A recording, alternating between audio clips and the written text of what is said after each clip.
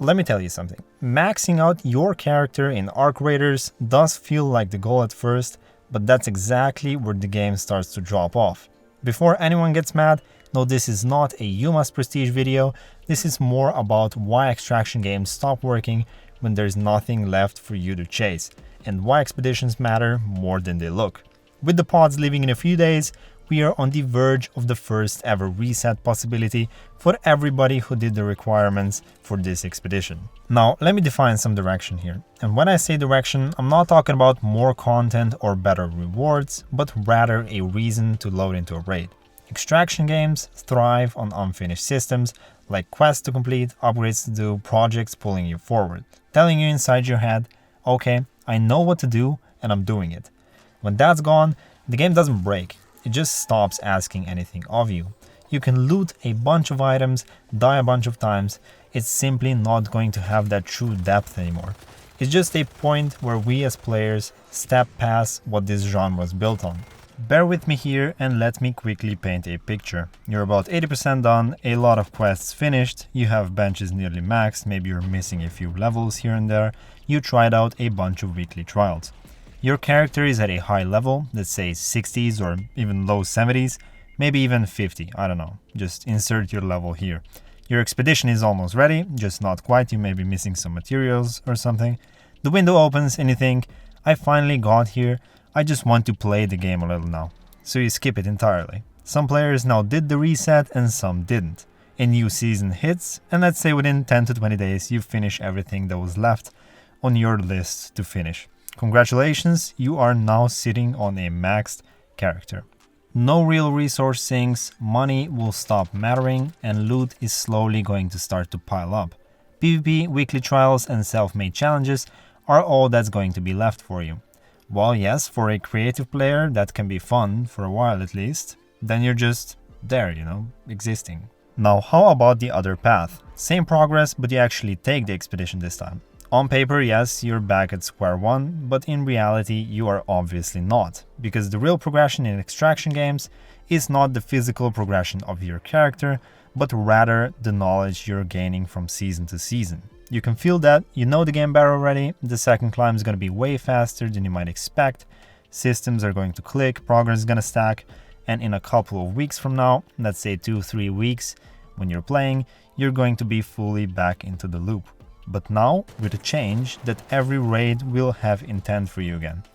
While one path will give you max gear, but nothing left to chase, the other gives you a bit less power for the moment, but a reason to care again.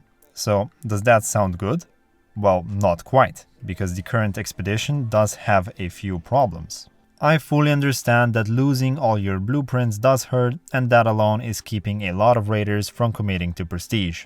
Now, the 5 million coins for skill point situation, that is clearly flawed and needs to be addressed, for my opinion, sooner rather than later. Right now, the system pushes players into selling everything they own, instead of actually playing with the gear they earned. Especially at the end of the season, when you know a reset is coming anyway, that turns into this unhealthy loop of grinding a number instead of actually enjoying the game. People stop using their loadouts and start behaving like these loot hoarding goblins.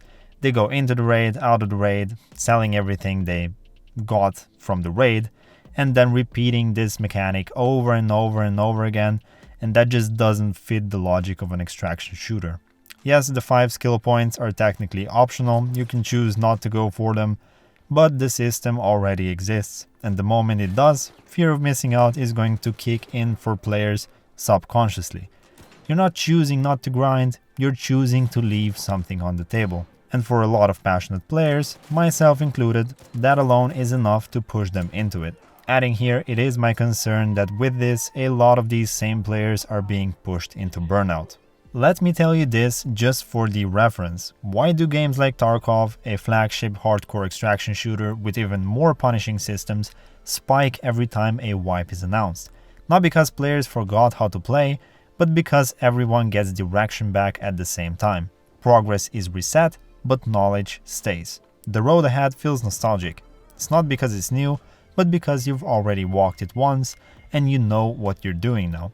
Extraction shooters aren't about the destination, They are definitely about the journey. That's why expeditions are healthy for the game. If you're a casual player, skipping the first cycle or even the second one is completely fine. You're still learning and figuring things out. Maybe you want to enjoy that endgame gear a bit longer. But as the game is moving forward, something will inevitably change for you. You'll start noticing how things fall into place. You realize how fast you can actually make progress. Not because the game got easier, you simply got better at it. For more committed players, if time allows, I'd honestly recommend expeditions every cycle. Not for the rewards, but to stop the game from collapsing into hoarding and routine.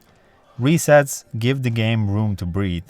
Yes, rewards and buffs stacking over expeditions will probably matter in the long run, but that's not the main point. The real value is having something to work towards season after season. Now, for the end, let me address some exceptions. If you only drop in here and there just to chill, or you're mostly playing casually when friends are on, skipping expeditions makes complete sense. Maybe you've got a tight schedule, work, family, social life, real responsibilities, maybe even other games you want to commit to, and you simply can't dedicate a ton of hours to this specific game.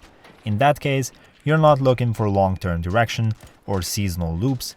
You're looking for stability and a relaxed experience. You want your stash to be ready when you log in so you can drop into a few quality raids. And I completely get that. In that case, just skip the prestige and enjoy the game. Expeditions aren't mandatory, they are a tool, and like any tool, they only matter if they fit how you play. So here is my quick, short version. Extraction shooters thrive on direction, they fade when you sit too long on a maxed character with nothing left to chase. Expeditions aren't about losing progress, they're about restoring the loop this genre is built on. That's simply my take, and I want to know, are you resetting or sticking with your maxed character next season? Do let me know down in the comments, and I will see you guys in the next one.